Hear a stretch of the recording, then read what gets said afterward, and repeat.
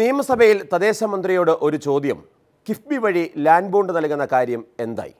വകുപ്പ് മന്ത്രി ഇല്ലാത്തതിനാൽ മറുപടി നൽകിയത് വിദ്യാഭ്യാസ മന്ത്രി നമ്മുടെ രവീന്ദ്ര മാഷാണ്. ദുർഗ്രഹത ഇല്ലാതെ ലളിതമായി അദ്ദേഹം മറുപടി പറയുന്നു. അതൊന്ന് കേൾക്കണം. എന്തോ ഉത്ഘനനമെന്നോ ഉൾഖനനമെന്നോ ഉൽക്കയെന്നോ ഒക്കെ പറയുന്നുണ്ട്.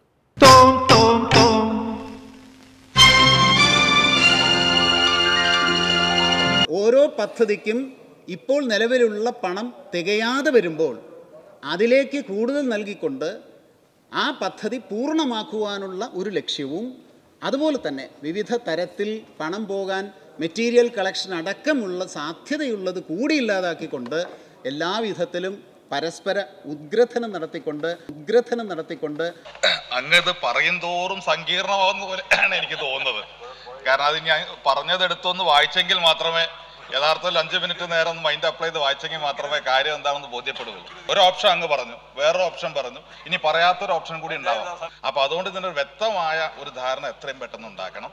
നീ ഇങ്ങനെ ചിന്തിക്കുന്നുണ്ടോ? കുഴപ്പം. ഒരു കൺഫ്യൂഷൻ ഇല്ല, ചിന്തിച്ചാൽ ഒരു കൺഫ്യൂഷൻ ഇല്ല. ഞാൻ പറഞ്ഞുതരാം. പലതരത്തിലുള്ള വിഭവ സ്രോതസ്സിൽ ഉദ്ഗ്രഥിക്കുക എന്നുള്ളതാണ് സാമ്പത്തിക ദർശനം. അല്ലെ ഏതെങ്കിലും ഒരു സോഴ്സ് മാത്രമല്ല. അതാണ് ഇതിന്റെ പ്രത്യേകത. മനസ്സിലായില്ല. ഈ ചോദ്യത്തിന് ഒരു കോംപ്ലിക്കേറ്റഡ് അല്ലാത്ത മറുപടി അങ്ങയിൽ നിന്ന് പ്രതീക്ഷിക്കും. എന്താ പറഞ്ഞിട്ടുള്ളത്? കുട്ടികൾ ഏറ്റവും ആവേശത്തോടുകൂടി കേൾക്കുന്ന ക്ലാസ്സുകളാണ് അദ്ദേഹത്തിൻ്റെത്. ഒരു കോംപ്ലിക്കേഷനും ഇല്ല. മറ്റു ക്ലാസ്സിലെ കുട്ടികളും കൂടി വന്നിരിക്കുന്നു ആ ക്ലാസ് കേൾക്കാൻ.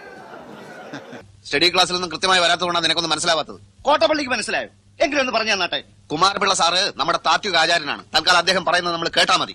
ഇതൊരു കോംപ്ലിക്കേഷൻ ആണെന്ന് തോന്നുന്നതുകൊണ്ടാണ് കോംപ്ലിക്കേഷൻ ആണ്. വളരെ ക്ലിയർ ആയിട്ട് ശ്രദ്ധിക്കാത്തോണ്ടാണ്. കിട്ടി. മസ്തിഷ്ക പ്രശ്നങ്ങൾ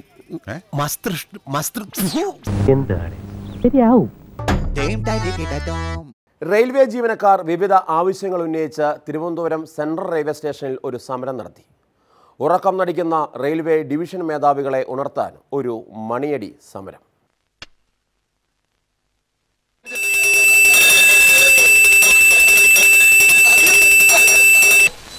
ജിതേന്ദ്രിയം ബുദ്ധിമതാം വരിഷ്ഠം വാദാത്മജം വാനരയൂതമുഖ്യം ശ്രീരാമദൂതം ശിരസാ നവാമി.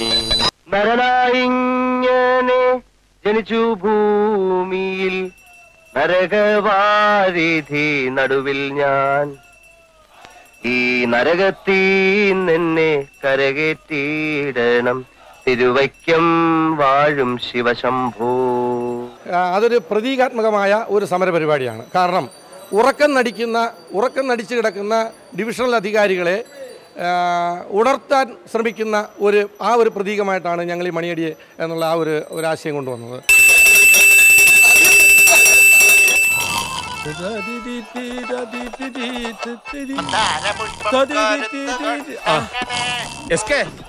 ഇയാളോട് ഇതൊന്ന് ഓഫ് ചെയ്യാൻ പറ. എനിക്കൊരു കോൺസെൻട്രേഷൻ കിട്ടുന്നില്ല. ശരിക്കും പറഞ്ഞു കഴിഞ്ഞാൽ ഉറങ്ങുകയല്ല, ഉറക്കം നടിച്ചു കിടക്കുകയാണ്. അപ്പോൾ അതിനുവേണ്ടിയാണ് ഞങ്ങൾ ഈ മണിയടി എന്നുള്ള സമരം കൊണ്ടുവന്നത്.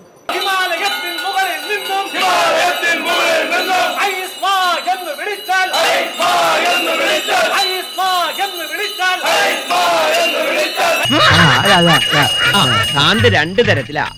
ചിലര് വയലന്റ് ആകും, മറ്റു ചിലര് സൈലന്റ് ആകും. ഏകദേശം 50ഓളം സ്റ്റേഷൻ മാസ്റ്റർമാരുടെ ഒഴിവുകൾ ഇവിടെ ഉണ്ട്. ഈ ഒഴിവുകൾ നികത്താനുള്ള യാതൊരുവിധ നടപടികളും അധികാരികളുടെ ഭാഗത്തു നിന്നും ഉണ്ടാകുന്നില്ല. അപ്പോൾ ഇവിടുത്തെ സ്റ്റേഷൻ മാസ്റ്റർമാർക്ക് ഒരു ദിവസത്തെ ലീവ് കിട്ടാൻ പോലും സാധ്യതയില്ലാത്ത ഒരു സാഹചര്യമാണ്.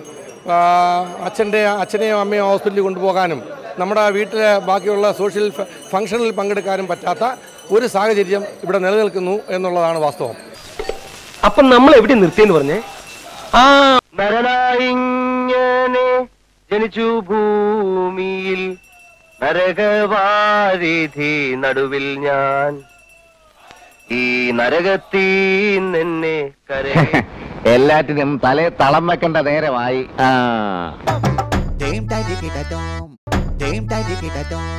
KPCCയിലെ ഇന്ദിരാഗാന്ധി ജന്മശതാബ്ദി ആഘോഷത്തിലാണ് ശ്രീ രമേശ് ചെന്നിത്തലാജി ആ പ്രഖ്യാപനം നടത്തിയത്. പണ്ട് അദ്ദേഹം ഒരു സംഭവമായിരുന്നത്രേ. എന്താ അല്ലേ? ഇപ്പോഴും അങ്ങ് ഒരു സംഭവമാണെന്ന് നമുക്കെല്ലാം അറിയാം.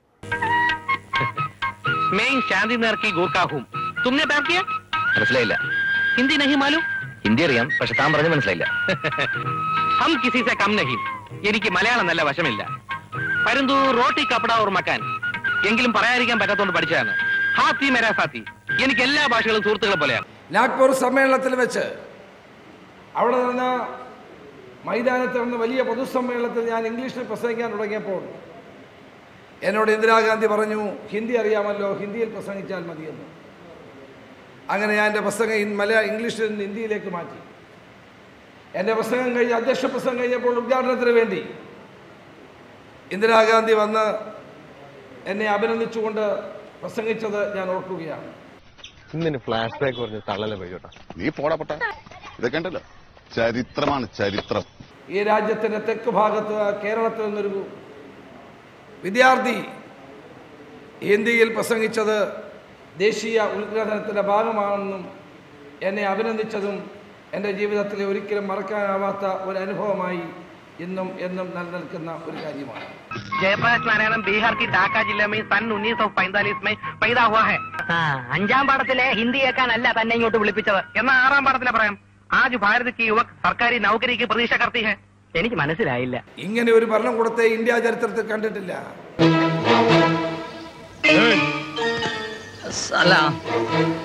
കോൺഗ്രസ് മുക്ത ഭാരതം ഉണ്ടാക്കാമെന്ന് നരേന്ദ്രമോദി വിചാരിക്കുന്നുണ്ട്. കോൺഗ്രസിന്റെ യുഗം കഴിഞ്ഞു എന്ന് വിചാരിക്കുന്നുണ്ട്. ഈ കോൺഗ്രസ് അതിശക്തമായൊരു കൊടുങ്കാറ്റിനെ പോലെ ഇന്ത്യയിൽ തിരിച്ചു വരുമെന്നുള്ള കാര്യത്തിൽ തർക്കം വേണ്ട.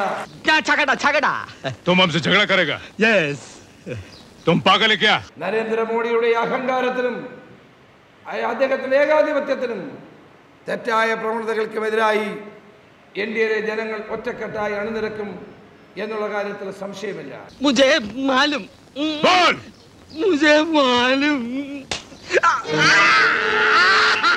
അയ്യോ എന്റെ ദൈവമേ, എനിക്കൊന്നും അറിഞ്ഞൂടാതെ മറുനായോട് പറഞ്ഞു കൊടുക്കണ.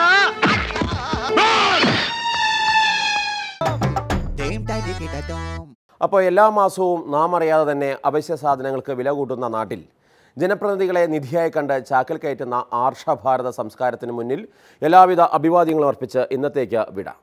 നിയമസഭയിൽ മാപ്പ് പറഞ്ഞും ഖേദം പ്രകടിപ്പിച്ചും നമ്മുടെ മുഖ്യമന്ത്രി ഇനിയും നന്നായി തന്നെ അങ്ങനെ മുന്നോട്ട് പോകട്ടെ. അതുവരെ നല്ല നമസ്കാരം.